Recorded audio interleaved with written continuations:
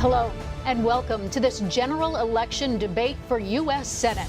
This debate is sponsored by Clean Elections, the state's nonpartisan voter education agency. My name is Nohelani Graf. And I'm Steve Goldstein. We'll be co-moderating today's debate. Thanks to a partnership with the Clean Elections Commission, the Arizona Media Association, and Bitfire Studios, we're working to make sure these 2024 debates are the most accessible in Arizona history across local TV stations, radio stations, and digital platforms, including support from local newspapers. Before we get to the rules for this debate, we want to pause and invite both candidates to the stage. Democratic candidate Ruben Gallego and Republican candidate Kari Lake.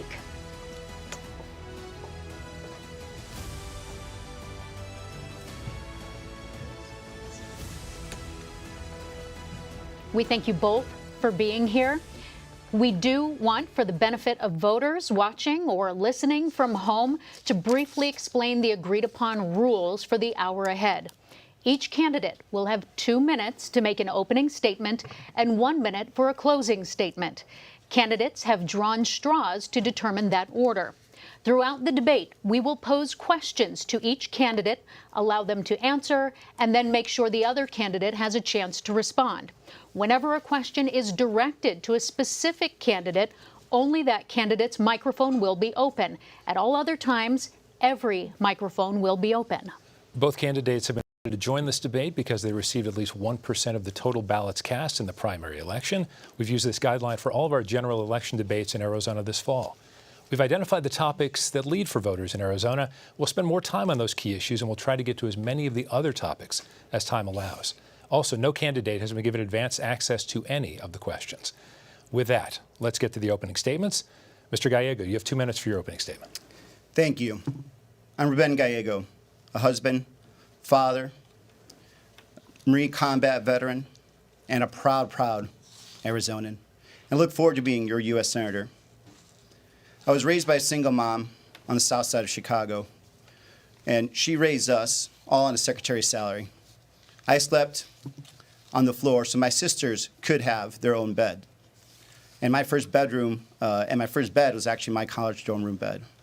I worked every job I could find, much like many Arizonans do now, just to make sure they could help out, whether it was construction, meat packing factory, drywalling, whatever I could do, just to help a little more. I got into Harvard and also joined the Marine Corps. Enlisted, went to Iraq and served with the best men I've ever met. Lima Company 325. And there, I saw some of the hardest days of combat and lost some close friends. But I did learn that in war, there are no Democrats, no Republicans, just young men and women trying to live one more day and be better Americans. And that's what I've learned this whole time I've been traveling the state. Talking to Democrats and Republicans, they just want a better future. By contrast, we're going to see and talk to somebody who has really failed the basic test of honesty. She has lied to Arizonans about the 2022 election. She has said that she still is the rightful governor of Arizona. She has lied about fellow Republicans to the point where they had to go get bodyguards because of all the threats that she created. We are at a crossroads, Arizona. We need to make sure that we ensure our water rights, we continue this great growth in infrastructure, and that we actually protect abortion rights. That's where we need to go. And that's the options we have in front of us. Okay, thank you. Kari Lake, you have 2 minutes, please. Arizona, it's so good to be back with you where our relationship began, right here in your home. And thank you for tuning in tonight for this important debate. It reminds me of the day I drove into town in 1994. I was 24 years old. I bought a house for $88,000, a 3-bedroom home. Arizona was affordable back then. Arizona was safe back then. And Arizona was a place everyone wanted to come to live. And now, unfortunately, we're not seeing that anymore. Arizona has become unaffordable and unsafe because of career politicians who have voted against our needs and what's important for our safety. We're going to be hearing tonight from somebody who's undergone an extreme makeover, to quote an old TV show, somebody who has voted with the most radical Democrats in Washington, D.C. to tear open our borders that were delivered to him in a safe way, with President Trump securing our border, who has torn apart our economy and who has made our children and our lives less safe. And so tonight we're going to watch as somebody tries to reinvent himself, somebody who used to be a member of the Progressive Caucus, somebody who has destroyed the very congressional district that he has served for the past 10 years, where homelessness is on the rise. It's the fastest growing homeless population, where quality of life is diminished. We want to get back to the days where Arizona was affordable and safe. And when we put America first, we can do that. We need to put our country over our party. That's what we need to do, country over party, and that's what America First is all about. Unfortunately, for the man I'm standing on the stage with tonight, he took an oath to protect us from enemies foreign and domestic, and we've seen enemies coming across our border. We've had 20 million people pour across our border. Our border is wide open. Murderers have come in, criminals have come in, and terrorists have come in. I want to go to Washington, D.C. and help President Trump secure the border, bring back that strong Trump economy, make it so that we can have the American dream once again for our young people who feel that they don't have access to the American dream. I'm looking forward to the debate tonight, and I thank you for tuning in. Thank you. And we are going to start with the border this evening. And as this is an intricate issue, we have separated this topic into two categories: border security and immigration reform. Mr. Gallego, you were one of the earliest and most emphatic critics of a border wall. Has your perspective changed on that? How much of a role does a border wall need to play in an overall security package? You have 2 minutes. Well, I think a border wall is important to a security package, but it also has to be coupled with technology, manpower, and then laws that come behind that. So this is why it was important that that the border security compromise bill passed, because it had a lot of those elements. And I have voted for border walls in the past, and actually hundreds of miles with the border walls, because where appropriate, with the proper manpower and staffing, it does work. What doesn't work is when you put a border wall without the manpower and without the actual laws that you need to implement behind it, because then it doesn't end up being of any use and it's just costing us more money. So this is why we focus on things such as the border security bill, right? Something that was extremely important. It was a compromise between the most conservative Republicans and Democrats to make sure that we brought some effort. This is something that the Border Patrol wanted and endorsed. It would have brought thousands of Border Patrol agents, thousands of asylum judges, thousands of ICE agents, as well as the technology that we needed at our ports of entries. And this is stuff that I heard from our Border Patrol union. I heard from the mayors that I've visited down there, our county officials, and they needed this and they wanted this. This is why it was very, very sad that Kari Lake came out and was against that bill. Even after it was carved off between the foreign policy aid and just solely standing, she was still against it. Not because there was a better option, but because she needs it. She needs this to be a border problem, because that solution would have brought a lot of the problems that we have under control. And look, from day one, I've worked in a bipartisan manner when it comes to this. One of the first things that I did when I got to Congress, I worked with Congresswoman Martha McSally, a Republican from Southern Arizona, to get veterans to join Border Patrol. Even recently, I signed on to a bill, the only Democrat signed on to a bill, Representative Crenshaw of Texas, to get more federal law enforcement, make it easier for them to actually join Border Patrol, something that has been very difficult and something that the Border Patrol agents themselves told me they wanted to be able to do. Thank you. Mrs. Lake, Can I 2 respond to minutes. that really quickly? I'm going to give you the 2 minutes, a full 2 minutes here, to talk about the border wall and can it upstand and withhold without adding extra security and billions on technology. I just jotted down Ruben's exact quote. He called it the dumb, stupid border wall. He wrote an op-ed that said why we should never build Trump's wall ever. So we're getting the extreme makeover version of Ruben tonight.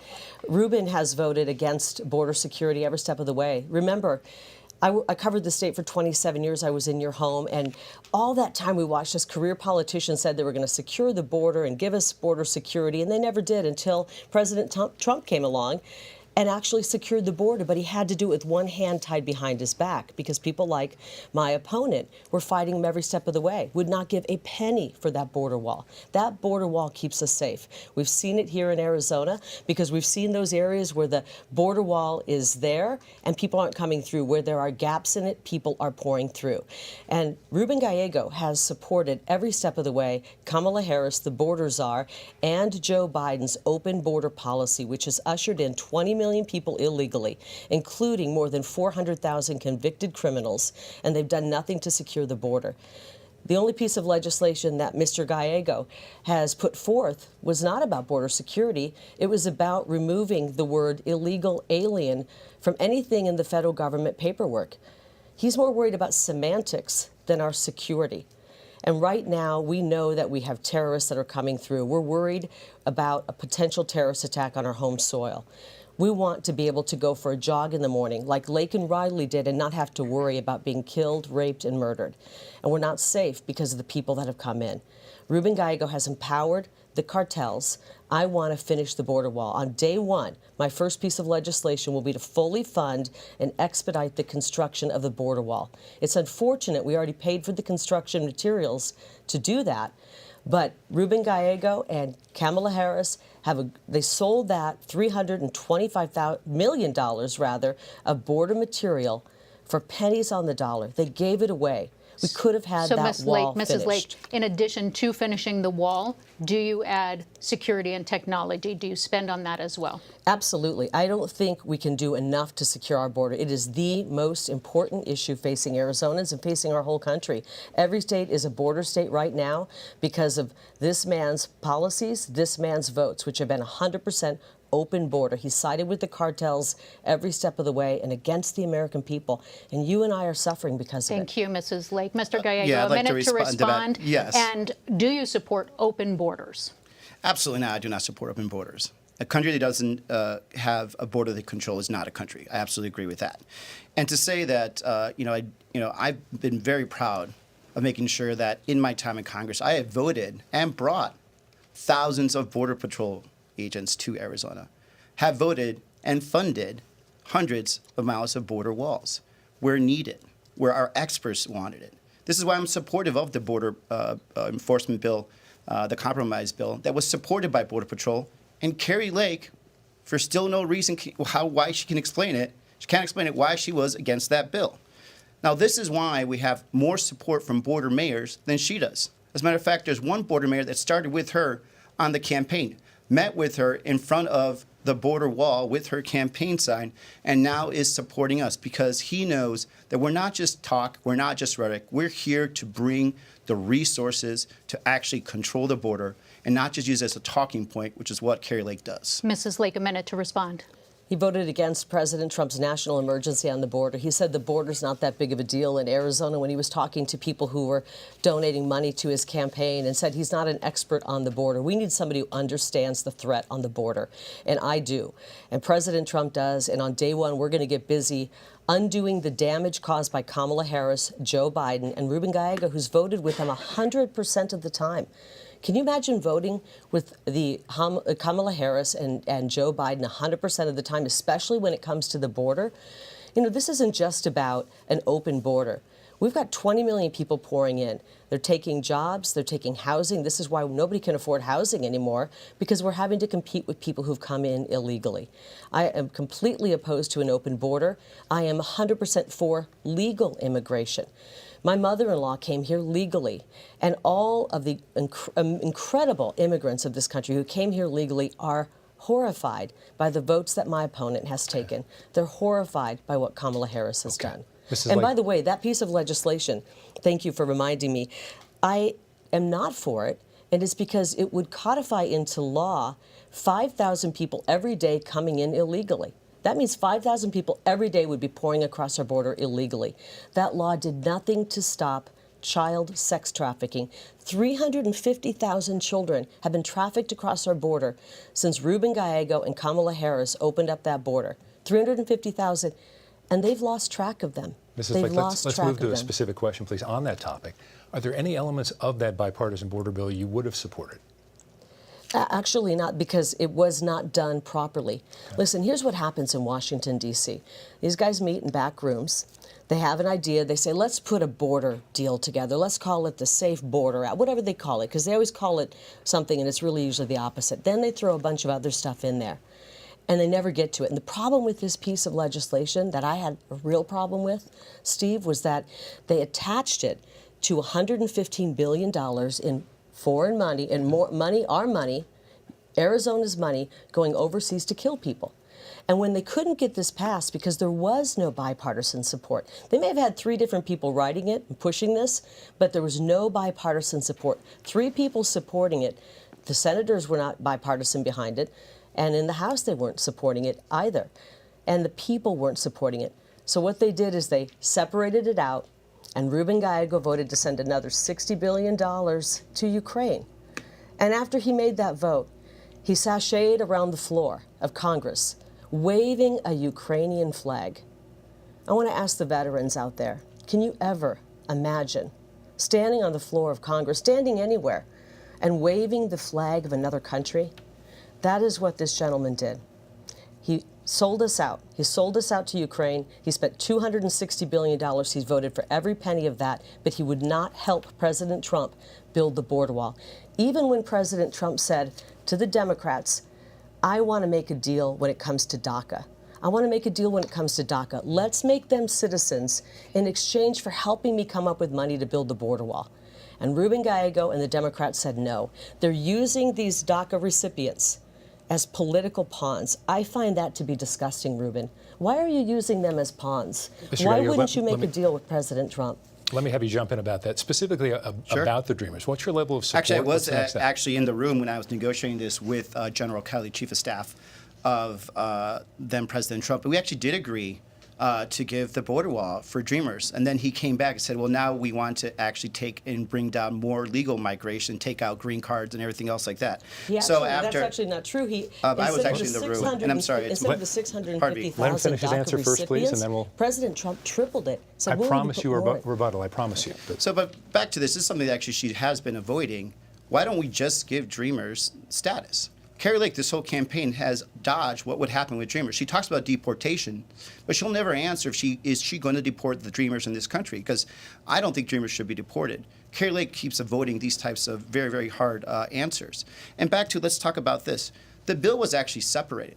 So eventually, once from pressure from politicians like Kari Lake, who again just won a border problem, won the day, and a lot of Republicans walked away from a border compromise bill that did have a lot of Republican co-sponsors. They separated it out to actually have a separate bill only on the border, and Kari Lake, again, voted no. This is why she doesn't have support of so many of those border mayors. That's why we actually now have 45 Republicans, former electeds and current electeds, have now crossed over and support us, because they understand we take this serious, not just the campaign rhetoric. This was going to codify people pouring across our border.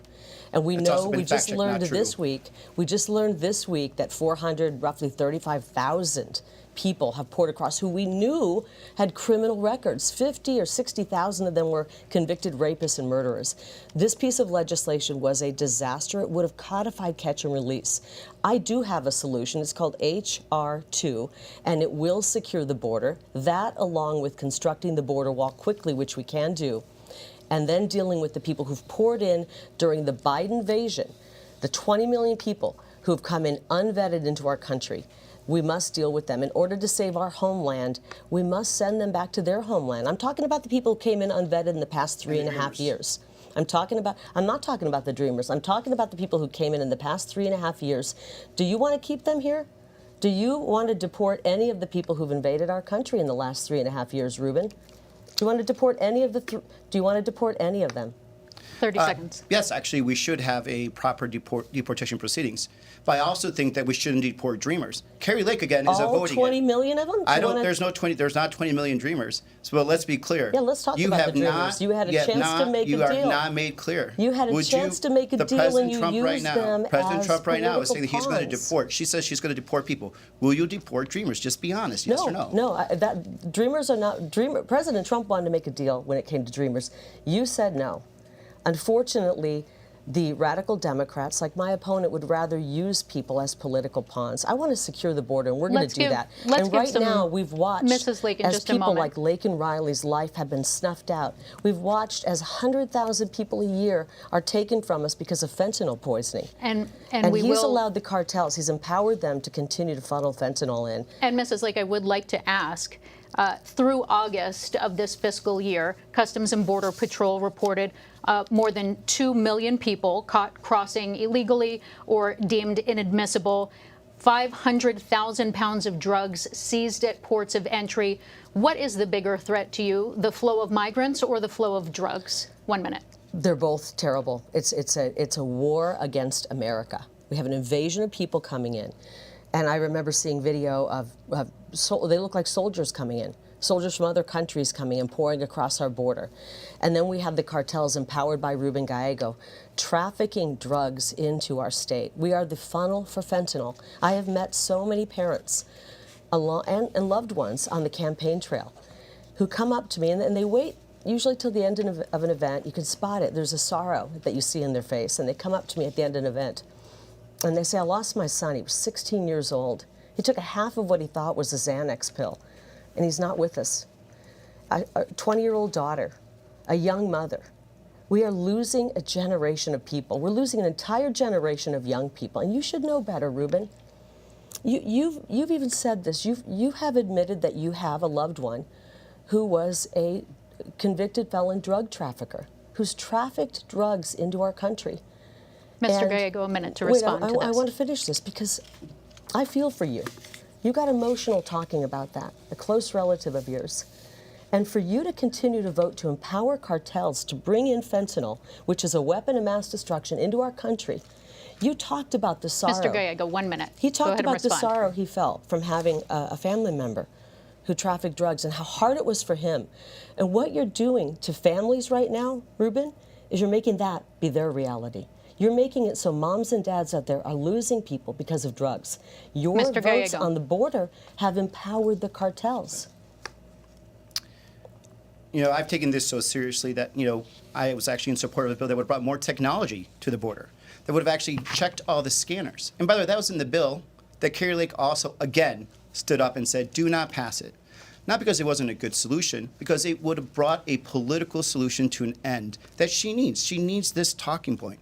I take this so seriously that as a member of the Armed Services Committee for the last 10 years, I actually introduced a bill into it called The Buck Stops Here, which helps us track down the sources of money that goes to fentanyl all the way from China to Mexico into the United States. So I do take this seriously. And again, this is why I have more support from elected officials and leaders in this country and in this state than she does. Border mayors that used to campaign with her are now campaigning with me because they don't think that she's serious about this. As a matter of fact, we have 45 Republicans, again, that aren't campaigning with her. And what it seems like, Donald Trump doesn't want to campaign with her anymore either. He's not allowing her pictures on any of his billboards. So this is what we're seeing right now, a candidate that could only talk but doesn't actually produce results. Well, Mr. Gallego, one of the impacts that we see that's really being felt by border towns that we heard from in the questions that were submitted by voters is that the hospitals in border towns are spending on medical care for migrants. Food banks have been impacted and continue to be stretched. And so now locals worry that there aren't enough resources left for them. So how do you rectify or regulate the financial impact for those communities, especially when we're looking at both for-profit and nonprofit organizations? 2 minutes. It's a great question, actually. I've been working for the last 2 years, especially to make sure that we bring money to our border communities. This is money that's been asked by Yuma County, Santa Cruz County, Pima County, Cochise County. You want to put the money in the NGOs that are transporting people. We're going to give him his time. Okay, he wants to fund the NGOs that are I'll give you a response. So these communities, including these nonprofits that work with our local communities, are essential to actually making sure that the streets aren't full of men just walking around, right? And so what they do, with the help from us, through FEMA, which, by the way, she wants to cut these funds, is we made sure that these migrants aren't affecting these small towns that can't take that impact, and that our local communities, our hospitals, firefighters, law enforcement, ambulances, that they're all reimbursed. Kari Lake, she will do anything and say anything to gain power, including lying. I haven't had a vote in this. You have had a vote for 10 years, Ruben. Why haven't you voted for Mrs. Lake? Has said that in 1 minute. That we took money from FEMA, that we took money from FEMA for a hurricane, when in fact we appropriated money specifically for those border communities because they were asked for by these mayors. And now she says we should cut that. She says we should cut that. These mayors, so I hope you'll call the mayor of Douglas, the mayor of Nogales, the mayor of Yuma, and say, hey, because I want to earn points with my friends on these right-wing talk shows, I'm going to cut your funds. Because she's lying right now. She's lying that the money that went to FEMA came from that fund. It actually is going directly to them. But of course, it doesn't matter. As long as she gets to get her talking points in and she gets to lie and get power, Arizona, especially our border communities, are the ones that are going to be hurt. Mrs. Lake, how do you rectify the financial impact for those border communities? It's 2 minutes. absolutely horrifying. Hospitals having to close down, hospitals there that aren't being paid because people coming across illegally are getting services and they're not being paid for them. And Ruben's idea is to actually funnel billions of dollars into the NGOs that are actually taking part in transporting people further into our country, not just here in Arizona. Go to the airport. Take a red eye out of Phoenix Sky Harbor. It looks like a migrant encampment because so many people are moving from Phoenix Sky Harbor to all points, all 50 states. And Ruben Gallego has funded that. That's what he wants to do. You know, the real answer, the real solution, Arizona, is not to have to pour billions into all of this, is to shut down the border, build the border wall that he calls a dumb, stupid border wall. Build the border wall, and then, Ruben, we don't have to pour billions of dollars into the NGOs. The real solution to help these border communities so that they aren't taking a financial hit is to finally put the border wall up and get serious about border security. But Mr. Gallego would rather pour $260 billion of your hard-earned tax dollars into Ukraine to fight for their borders, not our borders. I want to protect you. That's why President Trump, my good friend, has called me Border Kari Lake. I love the nickname, and I'm going to go there to Washington, D.C. and help him build that border wall and secure the border. We can't afford what Kamala Harris and Ruben Gallego have done. Can you imagine he's voted with them 100% of the time for an open border? We're not safe because of it. Fentanyl's falling into the hands of our young people. It's affecting our economy. If you're out there working 1 or 2 jobs, when you bring 20 million people in, they're going to work for peanuts, especially under Ruben Gallego's plan, which is to pay for their housing and give them an EBT card with thousands of dollars on it to pay for their food. They don't have the monthly expenses to live, and so they can work for a reduced wage. It brings your wages down, and it makes all of our families have to struggle even more. And ask the police about it. Okay. They're struggling because more crime. How many of you out there know somebody, or you yourself, have been a victim of crime from these Chilean gangs, the dinnertime bandits who broke into homes and are terrorizing people here in the Valley? Thank you. We're going to dramatically change. I'll give you 30 seconds and we'll dramatically change topics. Just 30 seconds. 30 seconds. Well, number one, there's been no hospital that's shut down. This money has actually been requested by the communities. This money has been requested by Nogales, by Santa Cruz. They've asked us to work with these nonprofits to release the pressure that they have. She would literally leave these towns abandoned. No, I would have you not visited? Why have you not visited them and talked to them? You've been to Mar-a-Lago more than you have to the border. If you had been to the border and actually talked to these towns, talked to these nonprofits, talked to these mayors, they would tell you, we need this or else we're going to have chaos. But you have you're more interested in the talking point. She wants the talking point and says she wants a solution. And Arizona's going to get hurt. Arizona's going to get hurt. You have hurt Arizona. I've been to the border we've more given you a times. chance on this. I've been to the border more times than you've probably been to Arizona. Mr. Gallego, let's switch topics to abortion, reproductive rights. If you were in the Senate, would you either vote to make abortion codified in the U.S. Constitution, or would you vote for a ban, or would you find somewhere in the middle? Do you think federal officials, federal government at this point should be involved in this issue at all? I would codify Roe. Okay. It is absolutely abhorrent that my 15-month-old daughter has less rights and control of her body than her mother and then her grandma. The fact that we have women that are now going to sepsis just so they could get a life-saving abortion. We have women that are traveling with their daughters that are victims of rape out of state so they could get an abortion. A 10-year-old baby girl, victim of incest, had to leave her home state and the comfort of her family to get an abortion. And the reason we need to codify that is because people like Kari Lake are the ones that make this a dangerous situation. This is a person who only 2 years ago, actually less than 2 years ago, said the 1864 territorial law, a law that said if you were an abortion provider, it was a mandatory 2-year sentence, and it had no exceptions for rape or incest, was a great law. She said it was a great law. She said she was thrilled when Roe was overturned.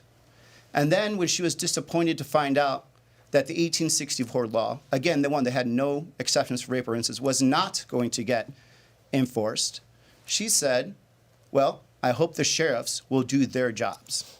Can you imagine? It's not true. We have it on tape. These are all your words on tape. Can you imagine Sheriff Joe Arpaio enforcing abortion laws? This is who Kari Lake is. She has told us what she would do. She said it. She said she was thrilled when Roe was overturned.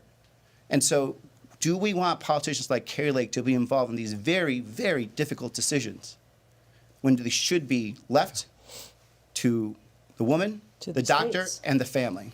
Okay, Mrs. Lake, you have 2 minutes. It should be left to the states. I agree with Ruth Bader Ginsburg. She said this should be a decision left to the states. Everyone knew it was unconstitutional. And Arizona, and I want to speak to the women of Arizona. I'm the only woman on this stage right now. I don't think I'm standing next to a woman. And so I understand how difficult these choices may be. And we have the choice as Arizonans to decide what our abortion law will be. It's going to be up to us, and we're going to decide in November when we go and cast our ballot. And Ruben Gallego wants to take that choice away from us. He wants to take it back to the federal government in some back room with Chuck Schumer and decide what our abortion law will be here in Arizona. It's going to be up to us. I want us to have that choice, and whatever the law ends up being, whatever our choice ends up being, I will respect. I come from a large family. I'm the youngest of 9. And we had 8 girls, so I know a lot about women. I have a daughter myself, and I want to make sure that we have the choice to decide what our abortion law is here in Arizona. He knows, and Steve, you know this as well, we're running for federal office. This isn't going to be decided in the Senate. This is not. And I will tell you this, I will never pass a federal abortion ban, nor will I approve or vote for federal tax dollars being used for abortion. But here's what I will do, because I'm a mother and I care deeply about women. And because things have gotten so desperate in this country, more and more people are choosing to have an abortion because they can't afford to live, let alone take care of a baby. I don't want any woman out there to make that choice because she can't afford to live because of the votes that people like Ruben Gallego have made that have made our economy practically collapse. It's on life support right now. So I want to go to the U.S. Senate and pass the most pro-family legislation. I want to make sure that UVF is protected. I have many friends who are here. They're my friends today because of UVF. And I have many of my friends who have had children and experienced the joy of motherhood and parenthood because of UVF. This is sad because Ruben Gallego doesn't really care about women's rights. When it comes to our women, our girls who are athletes, he wants us to have to compete against men, biological men. To follow up, you said that you would not support a federal ban. Do you stand by that if Proposition 139 here in Arizona that would override our state ban, would you still not pursue a federal ban? First of all, we don't have a state ban. We have a 15-week abortion law that was passed by both Democrats and Republicans, signed into law by both Hobbs and Governor Ducey. And so we don't have an abortion ban. But I will not pass a federal abortion ban in the United States Senate. Ruben Gallego wants to take the choice away from us. He doesn't really care about women's rights. If he cared about women's rights, first of all, I'm astounded that he actually knows the difference between a woman and a man, because I thought there were, 147 different genders. I do care about women's rights. I come from a family of women, and I have a daughter of my own and many nieces and nephews. And I care about Laken Riley's right to exist and live and be safe. But his votes have caused it to where people are pouring across our border, dangerous people, taking away the lives of women. I care about the ability for our daughters to be able to participate in athletics. He doesn't want that. And he doesn't care about your First Amendment right to the women out there who might disagree with him politically. He wants to censor you. So let's talk about women's rights. Women care about a lot of different issues, Ruben. I know you spent, $40 million on attack ads regarding abortion. Think of how many lives could have been saved and how many women could have been helped with $40 million. And think about what we could have done to help make our country a better place with all those attack ads. Mr. Gallego, Yes. I'm going to give you a minute to respond, and I also want you to clarify, because you said you would vote to uphold Roe on a federal level. So that means that states can only intervene in the 3rd trimester. That's correct. We'd go back to what were the protections we had for the last 50 years on Roe. Now, Kari Lake also, I think, misspoke, to give her credit, where she said that the 15-week ban is good, and it's not a ban. There's also, within that current law, no exceptions for incest and rape. So again, we're going back to what she originally was saying not too long ago, when she said this very restrictive law that had no exceptions for rape or incest. that would have jailed providers was a great law. Someone that was willing to look at a mother and say, I know your daughter was raped, but she does not have a right to an abortion. She was willing to say that just 2 years ago. And now we're going to trust her? We're going to trust her now? I mean, this is the same person that's still lying about winning the 2022 election. And yet we're going to trust her. She's failed the basic test of honesty. Why would we trust her with our daughters? Mr. Gallego, Mrs. Lake, I'm going to ask really you quickly? specifically. I want to ask Can you I just about respond real quickly to 30 what he seconds. said? He acts like he cares about us. I want to speak to the women out there, but when you look at his character and his background, he has been harassing women and being disparaging toward women from the very beginning. When he worked at City Hall, he had a complaint about a hostile work environment and being hostile toward women. He went over to the legislature, he had a sexual harassment filed against him in the legislature. People go crying out of his office. This is a man who is putting on his Extreme Makeover Act, and what you see behind the scenes is not somebody who cares about Mrs. women. Lake, we want to get some specifics for voters Sure. because you did mention that you have a plan to support those catch services. So things like state foster and adoptive services, mental health services for women in postpartum care. What is your plan to support those services? I'm so 1 glad minute, you please. mentioned that, because that gets mentioned so infrequently in this discussion. You talked about we've talked about abortion, but we haven't talked about adoption. And there's so many families out there who would love to adopt a child. I just saw a statistic and it broke my heart. It said that 60% of women who have an abortion would have chosen not to have one if they knew there was financial help out there or emotional help. And so if we are just offering a little bit of help to women, they will choose to have that baby. And so I want to make sure that those choices are out there. And a lot of these you mentioned are state programs, so that would be done at the state level. But anything we can do in the federal government to assist in that, we need bigger families. We need families out there. Our birth rate is dropping to a precipitous level, actually dangerous. And we can't just import new populations. We want to have families growing. And so I want to make sure we've got child tax credit, we have support. You know, I just believe deeply in how beautiful and wonderful families are, coming from a big family myself. Thank you. We didn't have much, but we had love, and a big family is a really special thing. So I want to make sure that women have that And ability. Mr. Gallego, 1 minute. Would you try to work in something on a federal level to provide better services for families who are trying to afford their children, and if any of the stricter state abortion bans are upheld? Well, certainly we 1 should minute. make sure we continue with some of the great work we did with the child tax credit. That brought childhood poverty down by 60%, which, by the way, Kari Lake was against when the bill was on the floor. We should also move into child care. Right now, child care is more expensive than sending your kid to ASU. So these are the things that we should be doing as often as we can to make sure that we're making, every day a little better. I'd like to also just to point out that there was just a lot of personal hits that were just thrown there, and we won't go through every lie, but I would actually be interested in doing that, because I'm curious why you have an intern fired. the current Why did state you have an intern representative fired? The state representative actually complained about being harassed. that she is talking about actually sent her an email asking her to stop, because what she claims happened did not happen. We're actually friends, and she's supporting us. She's supporting this campaign.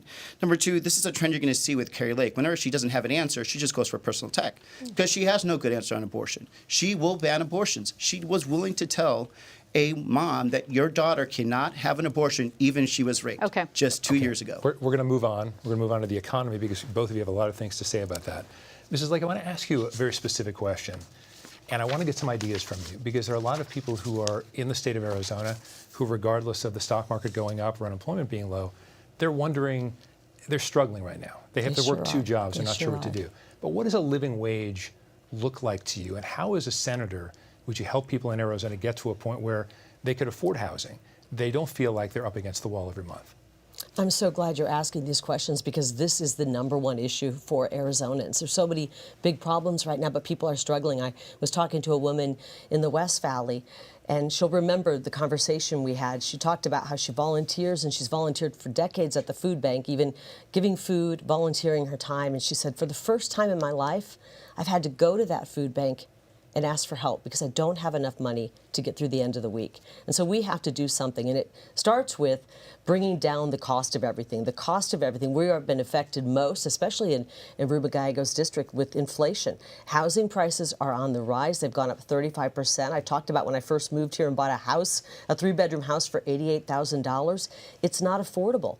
And it goes right back to the American Rescue Act, the American Rescue Plan, which was anything but a rescue. It actually sent us spiraling and put our economy on life support.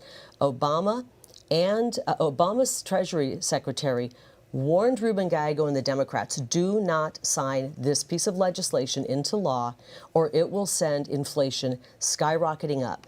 That's exactly what they did. They did not heed the warning. They signed it into law, and that's why the price of everything has gone up. The price of eggs up over 100%. The average monthly mortgage payment has gone up 105% here in Arizona. And we have 3 cities that actually have the highest jump in rent payments every single month, and that's Tucson, Mesa, and Phoenix. So one of the things I want to do is secure the border. When you have 20 million people and we're competing for goods and services with people, it's a basic supply and demand. But we also have to work to bring down the cost of everything, and we have to make sure that we're not printing money and bringing inflation up. There's only one entity that can create inflation. That is the government. They have pushed for more spending, more spending, more spending, and that means more printing of money. And that's why your dollar is only worth 75 cents today. It was worth $1 under President Trump. It's only 75 cents under Kamala Harris. 1 minute to respond. How do you make living more affordable for your constituents? Well, first of all, the minimum wage should be $15, and it should be pegged to inflation, so it actually keeps moving up. Number 2, you fight inflation by actually looking at how you can bring down costs. Number 1, we have a big opportunity right now. We need to stop the merger of the grocery stores in Arizona. By allowing Kroger and Albertsons to merge, they're going to have 70% of all grocery store controlling customers. That'll raise prices. And we already saw a lot of the grocery stores already gouging our consumers. Kari Lake, by the way, went on record and says she didn't think there was any gouging of consumers at grocery stores, even though executives from these grocery stores under oath said they did do it. But we also need to continue doing some of the things that we have done. We've passed legislation that mandates that our government negotiates the prices of prescription drugs. We've capped insulin at $35. Next year, seniors, they're going to have their prescription drugs capped at a total of $2,000. That's the kind of stuff we're going to do.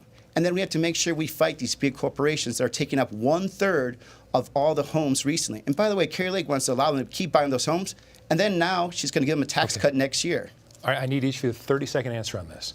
Trump tax cuts, would you vote to extend them? Yes, I would. And by the way, you're about to see the extreme makeover version of Ruben. He's going to say he's now for the Trump tax cuts when he's been against them. We're not only going to extend the Trump tax cuts, we're going to make sure that we're not making anybody who's a senior citizen on Social Security pay taxes on their Social Security check. No more taxes on tips and no more taxes on overtime. We got to stop printing money like it's going out of style. That's what Ruben Gallego, Kamala Harris, and the Democrats have done. And we're going to start cutting back on the wasteful spending in the government. It's outrageous what they want to spend money on. For example, I gave you 30 seconds. I apologize. 30 seconds on tax policy, Mr. Gallego? 30 seconds. We need to keep the middle class portion of the tax cuts. The tax cuts to the corporations that made billions of dollars of price gouging, those need to go up. She actually wants to give them a bigger tax cut than they already have. That's ridiculous. Arizona, we need to negotiate. We need to also make sure we also need to bring in a child tax credit as part of that Trump tax cut. But giving more tax cuts to people that haven't been paying their fair share and price gouging our Arizonans at the same time is unfair, and Kari Lake will do that. Thank you. Mrs. Lake, I'm going to ask you because you mentioned it specifically. You mentioned Social Security specifically. Yeah. How do you maintain it? Because Arizona has one of the highest populations of seniors, and they're worried about this. How do you maintain Social Security without privatizing it? 30 seconds, please. I want people who are on Social Security to know you have paid into that. That is an insurance benefit you've paid into, and we are not touching that. Ruben Gallego, Kamala Harris, and the Democrats will decimate it. They want to make it so you can't, the age that you have to be to qualify to get your Social Security, they want to raise that, and they also want to take Medicare. He promised he wouldn't touch Medicare. They wouldn't raise or ruin Medicare and touch it, and they have. He wants Medicare for all, which really means Medicaid for all, and that will be a disaster for Arizona families. I have to mention the prescription drug prices. He touts that he brought that down. His vote in the Inflation Reduction Act actually caused medications to go up for people on Part Thank D. you. 57% increase in price. Thank you. Because of Mr. his Gallego, vote. I'm going to give you 1 minute to respond to that and also talk about Social Security. Sure, and this has been fact-checked. We did not support, did not raise Social Security. As a matter of fact, we've actually increased the solvency of Medicare by negotiating for drugs. For the first time, our pharma has to negotiate for the cost of drugs to our seniors. The fact that she wants to keep that, I don't even know where to go with that. Social Security has to be saved. I've been working since the age of 14. The money that I put into Social Security when I was working in the meatpacking factory is the money that I've earned. My mom's about to join the community too. She's about to be retired. I want her to have Social Security, and there's so many Arizonans that rely on it. But the way to do that is to be realistic. We need to raise the cap when it comes to security. People that make more than $400,000 a year are going to have the caps raised, and that's going to increase the solvency and payout of Social Security 100% all the way to 2060.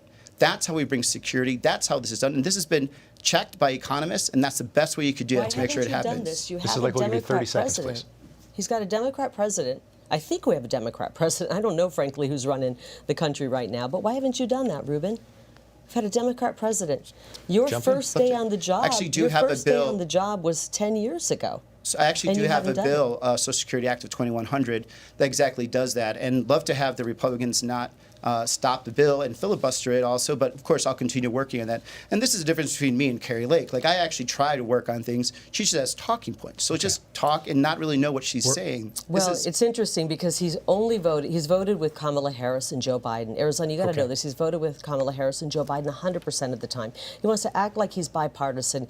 He was the leader of the Progressive Caucus. That's where all the ideas that we scratch our head and go, who came up with these crazy ideas, come from. This is like, I'm going to cut you off so we can move on to other topics. Okay. We're almost running out of time. So, 2 hottest summers in recorded history, last couple of summers in Phoenix. Whether it is human caused or whether it is cyclical, there certainly is a climate difference going on here in Arizona. What are some ideas you have to make sure we're ready to have enough energy and enough water here in the state if, in fact, we do get hotter? Well, I wouldn't do what the Democrats did, which was take a great energy policy that President Trump had put in place and decimated on day one, hour one, like Joe Biden did with the support of my opponent. We definitely can't do that. We need to bring back and start building the Keystone XL pipeline and continue, as President Trump says, to drill, baby, drill. I want to look at all sources of energy. We absolutely need plentiful energy that's inexpensive and reliable. We want reliable energy. The price of electricity has gone up some 30%. I was reading an article the other day of a woman who's a retiree who has to keep her house at 83. She keeps the windows and shades closed because she just can't afford to cool her house. We need to bring the price of energy down. And unfortunately, with the moves the Democrats did right when they got into office, it caused a spike in energy prices. Only now are they realizing they're in trouble, and they're starting to drill once again. But the Democrats want us to be reliant on foreign energy. Foreign energy with Middle East and Venezuela. They don't want us to have our own energy. We've got to look at all sources of energy. I want to look at everything. Everything should be on the table to use that's, like I said, cheap and reliable. Mr. Gallego, we'll give you 2 minutes to respond to that. Environment plus energy. Well, look, we have to first accept that climate change is happening. And so we prepare by that by actually having a very resilient grid. We need to bring in more baseload energy, and that's going to have to be nuclear. That's the quickest thing we could do to make sure that we could continue the growth that we have in Arizona with the manufacturing and residential to make sure that we can meet that. Number 2, she didn't bring up water. This is Arizona. She should have brought up water. But we need to make sure that we're making water investments to deal with the drought that is caused by climate change. So that means we need to make sure that we have more water reclamation projects. We're going to have more transference projects. We're going to have to cover our canals to stop evaporation. In the 2026 negotiations that are coming up, we're probably going to have to cut about 760 acre-feet of water, which is going to be very dangerous to some of our farmers. Are going to be shut off from that. So these are the real things that she should be doing. But she's in denial about climate change. Well, but we should not be surprised by that. She's still in denial about the 2022 election. And now I give you 1 minute. You have 1 minute. Will you finally tell the people of Arizona, did you win or lose that election? Can I talk about water really quickly? Because I'm going to give you 30 seconds to water. respond, and please talk about water. Are 30 we going to seconds, also talk please. about water separately? We're running out of time, so okay, 30 seconds. Let's talk about water. He's had 10 years in Congress. He's done nothing. I've lived here for 30 years, and I've watched as politicians continue to say we have a water crisis. We are in the West, and we need to look at long-term solutions. I'm not talking about fighting over a drop of water. We can conserve, but we can't conserve our way out of this crisis. Otherwise, we'll end up giving the short end of the stick to our ag community and our ranchers, and we'll have a food crisis before we have a water crisis. I want to go to Washington, D.C. and work on true solutions, piping in fresh water, desalination, but finally, for once and for all, bringing in new sources of water to the West. The West is growing. We don't want to be scrounging over water. We want to have plentiful water sources, and I'm going to do it. I'm sick of watching politicians like Ruben do nothing. Mrs. Lake, before we run out of time, and we do want to get to this last topic as well, as Mr. Gallego has brought up, you have both made your stance on previous elections clear, but we want to know, public perception is, at least in Arizona, that something seems to go wrong every time. So what specifically can be supported in the Senate to restore faith and confidence regardless of who wins or loses in elections? You know, we've had problems across the country since 2000. One year the Democrats are mad, the next year the Republicans are. We've got problems with our elections, and there's no doubt about it. The people of Arizona have been burned. They're tired of hearing about hiccups and loopholes and problems that happen on Election Day. We just want to make sure that our legal vote counts. My opponent wants illegal votes to count. He actually voted twice to have illegals vote. He voted against the SAVE Act, which would prevent illegals from voting. I want every legal vote to count. I don't care if you are the most liberal Democrat or the most conservative Republican, or where most of Arizona is, somewhere in between. I want every legal vote to count. My solution would be, let's get back to something closer to what we used to have. Election day, paper ballots, and we know the results right there on the night of the election. But we definitely can't have people pouring across our country illegally voting. Not only does he want to let them vote, he wants to give them all asylum. And we've got to stop this nonsense at the border and restore our country. 1 minute to respond. This is Kari Lake. Whenever she doesn't have an answer, she goes to the border to a personal hit. Number one, this has already been fact-checked. I'm not for illegals voting. Number two, this is the person that has shown no leadership and has been quite the opposite. She has caused harm to Arizona. She's caused harm and has made it a laughing stock, and that's dangerous. She has 14 lawsuits. She's currently suing to be reinstated as governor.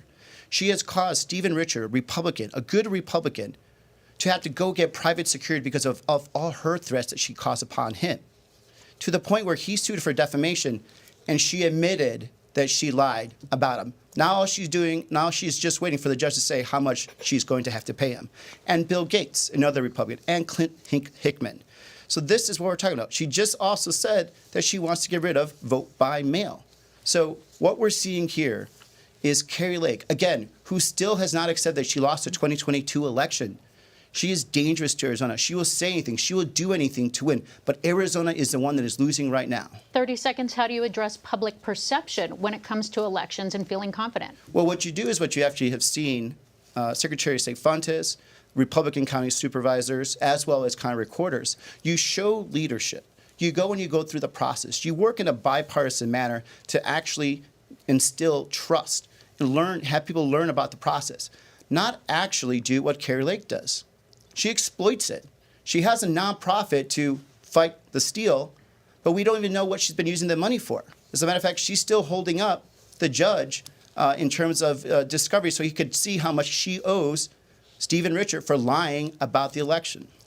Right, thank you. And 30 seconds to respond. I've never lied to the people of Arizona. I want to put that out right now. Unfortunately, we're watching the great, extreme makeover of Ruben Gallego, but I've never lied to the people of Arizona, and I just want to have honest elections. I apologize. I want to make sure that I get to your closing statements. My vote to count and your vote to count. Because it is time. Our time is up, so we want to get to your closing statements. Make sure that you have that full minute to keep us on time. We will politely cut you off when we get to the end of the minute. Mr. Gallego, you do have the first closing statement. Your time starts now. Well, thank you, Arizona. Look, I'm a very lucky man. I'm just lucky to be born in the best country in this world. And, by all accounts, I shouldn't even be here. My mom raised us alone. And, through real belief in the American dream and a real want to succeed, I got to where I am. And my sisters. We have doctors, we have teachers, we have businesswomen in our small family. And we are a true story of the American dream. And I want every Arizonan to be able to fulfill that and have that opportunity. But you have dangerous situation. We're at a crossroads here. We have dangerous leaders like Kari Lake who will lie to you. She's still lying to you right now. She is trying to take away your vote and disrespecting you by saying that she still won the 2022 election. How could you trust someone like that who's willing to lie to you all the way to the end? This is better. Arizona, we are better than this. And we are a great state that's going to be becoming greater if we work together and not divided. That's your time. Kari Lake, Thank you have you. 1 minute. Arizona, thank you for tuning in tonight. And I'm looking forward to being your next U.S. Senator and bringing back a strong, secure border, that strong Trump economy where everybody was doing better no matter what color your skin, what neighborhood you were from, what your political ideology is. We want to make sure we have a strong economy once again. We want to fully fund our police. My opponent called to defund the police when he was marching in the BLM riots and calling police officers racist and actually the bad guys. And that's very unfortunate. I want every police officer and their family to know I fully support you. We will fully fund the police. We're going to need you to make our streets safe again after all of the crime that's poured in with an open border. On day one, we're going to get to work to secure the border. We're going to get the criminals who've invaded our country out, and we're going to bring back that strong, thriving economy. And I want to tell something out there if there's any kiddos watching. I don't want you to worry. I want you to dream really big. I want you to know that we're going to turn this country around and your American dream will become reality. Thank you both for being Arizona. here tonight. We appreciate your time. And that is all the time that we have, and we thank you for watching.